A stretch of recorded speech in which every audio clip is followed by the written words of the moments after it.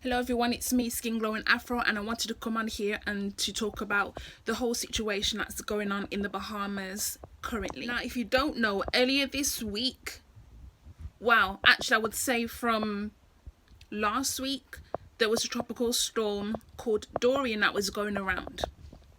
And you know, it didn't really land in majority of the Caribbean countries. It was just like a tropical storm. However, they did notice, like, the, what do you call them, the meteorologists, the one who track the weather, they noticed that it was currently building and building and building, and then it turned into a category 5 storm. And when it turned into a category 5 hurricane, that is when it basically targeted the Bahamas. Now, the Bahamas is made up of 700 islands, and I believe it's like only 30 of them are inhabited by people. And the main island that was the main islands that was impacted by this Hurricane Dorian was the Abaco Islands. Those have been completely destroyed by this hurricane, like completely destroyed. And what was unusual about this hurricane was, for 2 to 3 days, this hurricane was literally on top of the Grand Bahama, right on top of it, and was not moving. It would not move, it would not go anywhere. It was just like slowing down, and then it just stayed right on top of the Grand Bahama. It did not move at all. And because of that, there was a load of rain that was going on there. I mean, the airport was underwater. A lot of people's houses were underwater. From the videos that I did see, some people's houses have second floors and the water was up the stairs. That is how bad this hurricane was. People have drowned, people have lost limbs, all sorts of things. It's like literally horrific. And what also baffles me is the media. They don't seem to be focusing on this hurricane enough. Is it because it's impacting upon an island where the people are majority black? Is that why you haven't been focusing on it? Because, oh yeah, sure, when it was on its way to Florida, that's when you guys opened your mouth. And there was this other newscaster who completely disgusted me. He was talking about the Bahamas. And he says, "Oh, I hope it doesn't do no damage to Florida." And he was basically saying, "Oh yeah, it can stay in the Bahamas." Like, what kind of attitude is that? People have lost their lives, and you got the frigging cheek to be saying, "Oh, I hope it stays over there." Do you know how racist you sound? Do you? But however, there are a lot of black people who live in Florida as well, so that really boggled my mind. Why you would say such a foolish thing like that? Why would you say such a thing? And another thing that really pissed me off about certain people, not just white people but black people as well, who were saying, "Oh my God, I'm gonna have to cancel my vacation to the Bahamas because it's now completely destroyed." No, the whole island is not, the whole country is not completely destroyed. It was the Abaco Islands that are destroyed. So I don't know where you're going with this attitude, but that is besides the point. The point is, people have lost their lives, people have lost their homes, the homeless. Even the friggin' shelters that the Prime Minister said would be sufficient for people to go to have been completely destroyed. The bloody shelters. That's how powerful this hurricane was. So I don't give a fuck that you are not able to go on your vacation. People have lost their lives and people have lost their houses. What does your vacation mean, really? We typically tend to live in this mindset that because we are able to go on holidays in these countries, we tend to forget that people actually occupy these islands. They live there. Those are their homes. They're not just there for the sake of it. They are there because those are their homes. So it's really disgusting to see people's attitudes, even African Americans' attitudes, talking about how they can't go on vacation there, or they're posting pictures of themselves on the island, and I'm like, are you actually raising awareness? Or are you just posting yourself in a frigging bikini to look good or whatever?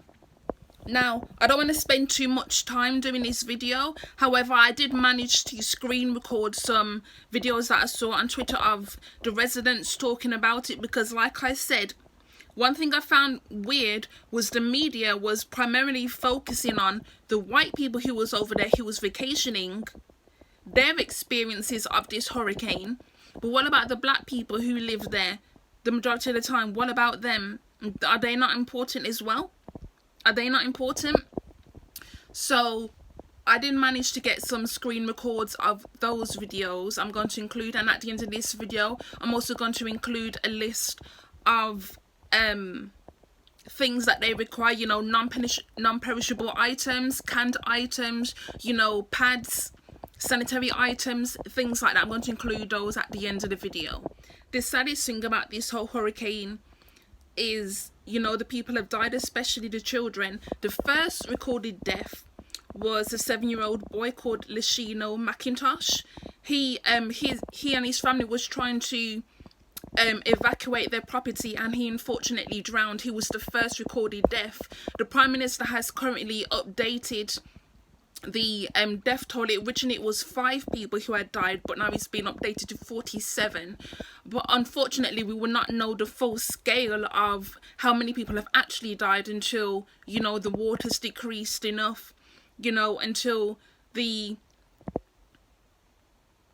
people are actually able to move around properly to discover more bodies. Unfortunately, it just really broke my heart, because like a little child drowned and they said his sister is still missing. So that makes it worse, because now his parents have lost one of their children, and they can't locate his sister at the moment as well. So it's kind of like, I wouldn't wish that kind of pain on anybody. There are people who've lost their whole families in this hurricane. I remember reading, I believe it was yesterday or the day before, there was this guy whose roommate is from the Bahamas. He found out that his whole family have died in this hurricane. So imagine being in America, you go to college, you plan to go back home, but then this hurricane happens and your whole family is dead. So what can you go back to? And this is why I'm saying people need to be very careful when they make these ignorant comments about, but what about my vacation? And we, in these larger countries, the UK and America, we need to be doing more to be combating climate change, because people in these Caribbean countries are making efforts to, you know, to help climate change. But the truth of the matter is, they're just like a drop in the ocean. It's these bigger countries that are impacting more so on climate change. It is us, the ones that causing the majority of destruction of the earth. If we do not get a move on, this is just going to get worse, because year after year after year we're hearing about these hurricanes are getting worse. These hurricanes used to be very rare, and now they're becoming more frequent, but yet people still want to be in denial that climate change is a real thing. I mean, this hurricane was category 5. The next one could be category 6. You just don't know. It's because the sea temperatures are rising, you know, and that is partly why this hurricane did not go anywhere for so long, because the temperature of the sea, you know, and it had pressure, like it had systematic pressures on either side of it, so it could not move. It had to wait for those pressures to move out of the way so it could actually move and get up off the Grand Bahamas. So this is exactly what I'm saying. Like, do better. The government, I'm saying this to the government, because it's not even just individuals doing things. It is the government. You need to do something now. And as far as the Queen writing a little message, like, F your message. With all the money you've got, you can be sending frigging helicopters and shit down there. Like, of course the Queen is going to be writing a little letter, sending her condolences to the Bahamas. I mean, the Queen is still the head of state to the majority of these Caribbean countries that were British colonies. So of course she's gonna write a little letter But what does that letter mean in the grand scale of things? People need food, people need shelter, and you're writing one little crummy letter. Is that all you're going to do? But anyway, let me end this video here. I've basically explained the situation that's going on in the Bahamas. I believe the while the Hurricane Dorian was stationary over the Grand Bahama, it actually reduced in power. It kept on reducing until it went back down to a tropical storm, and then it moved on. And then it moved on to America. But it's left destruction in its wake. And these people are going to need plenty of items, which, like I said, I'm going to put at the end of this video. So please keep the Bahamas in your thoughts, and let me know what you think down below. Bye.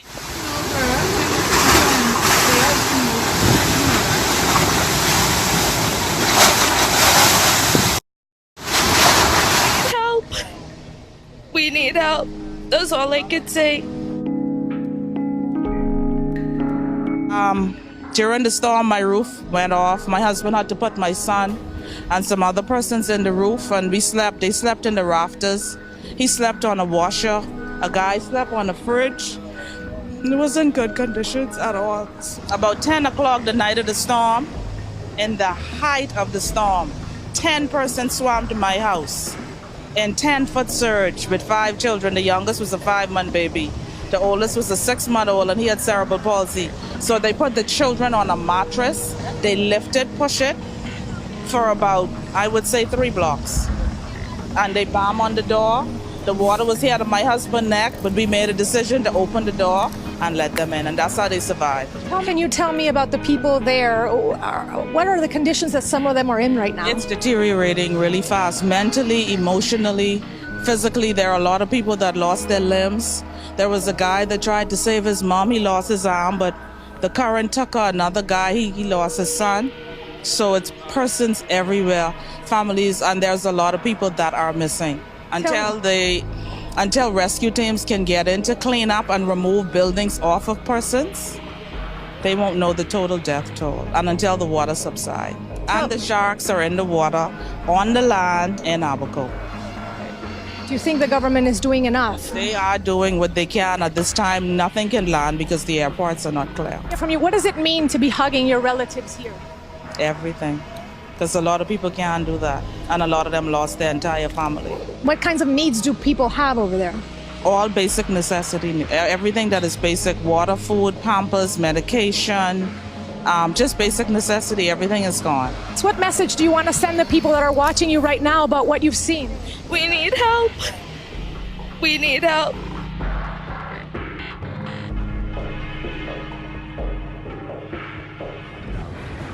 That's my kitchen window that water is hitting, and that has to be a minimum of about 20 feet off the ground.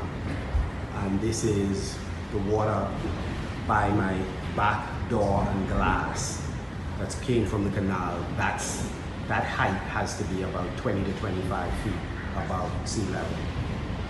So this is what I'm facing at the moment, and I have neighbors that are in a far worse position than me and my family. That's my bedroom, and the way it's hitting there, that is over 15 feet from the ground.